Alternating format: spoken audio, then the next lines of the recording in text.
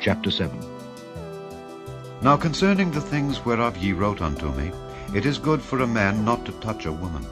Nevertheless, to avoid fornication, let every man have his own wife, and let every woman have her own husband. Let the husband render unto the wife due benevolence, and likewise also the wife unto the husband. The wife hath not power of her own body, but the husband, and likewise also the husband hath not power of his own body, but the wife. Defraud ye not one the other, except it be with consent for a time, that ye may give yourselves to fasting and prayer, and come together again, that Satan tempt you not for your incontinency. But I speak this by permission, and not of commandment. For I would that all men were even as I myself. But every man hath his proper gift of God, one after this manner, and another after that. I say therefore to the unmarried and widows, it is good for them if they abide, even as I. But if they cannot contain, let them marry, for it is better to marry than to burn. And unto the married I command, yet not I, but the Lord, let not the wife depart from her husband. But, and if she depart, let her remain unmarried, or be reconciled to her husband. And let not the husband put away his wife. But to the rest speak I, not the Lord. If any brother hath a wife that believeth not, and she be pleased to dwell with him, let him not put her away. And the woman which hath an husband that believeth not, and if he be pleased to dwell with her, let her not leave him. For the unbelieving husband is sanctified by the wife, and the unbelieving wife is sanctified by the husband. Else were your children unclean, but now are they holy. But if the unbelieving depart, let him depart. A brother or a sister is not under bondage in such cases, but God hath called us to peace. For what knowest thou, O wife, whether thou shalt save thy husband? Or how knowest thou, O man, whether thou shalt save thy wife? But as God hath distributed to every man, as the Lord hath called every one, so let him walk. And so ordain I in all churches. Is any man called being circumcised? Let him not become uncircumcised. Is any called in uncircumcision? Let him not be circumcised.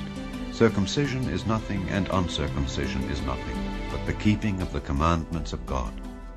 Let every man abide in the same calling wherein he was called. Art thou called being a servant? Care not for it. But if thou mayest be made free, use it rather. For he that is called in the Lord being a servant is the Lord's freeman. Likewise also he that is called being free is Christ's servant. Ye are bought with a price. Be not ye the servants of men. Brethren, let every man wherein he is called, therein abide with God.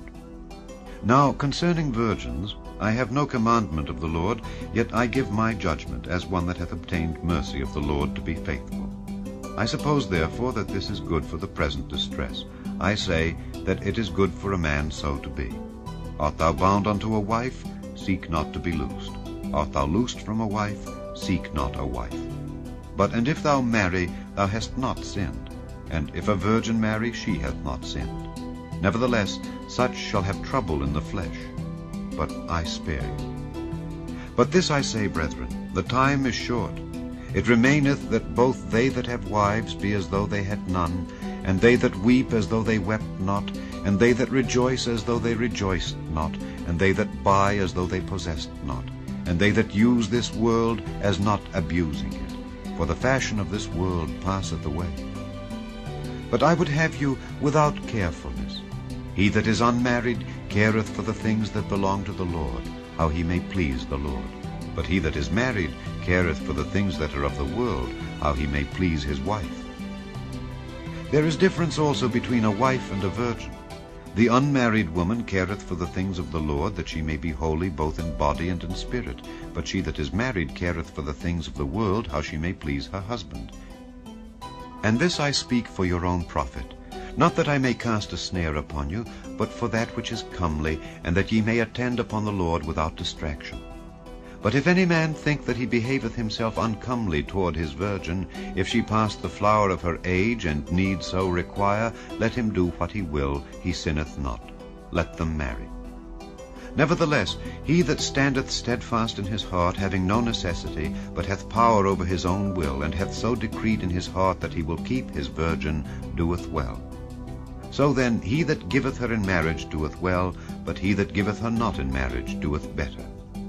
The wife is bound by the law as long as her husband liveth, but if her husband be dead, she is at liberty to be married to whom she will, only in the Lord. But she is happier if she so abide after my judgment, and I think also that I have the Spirit of God.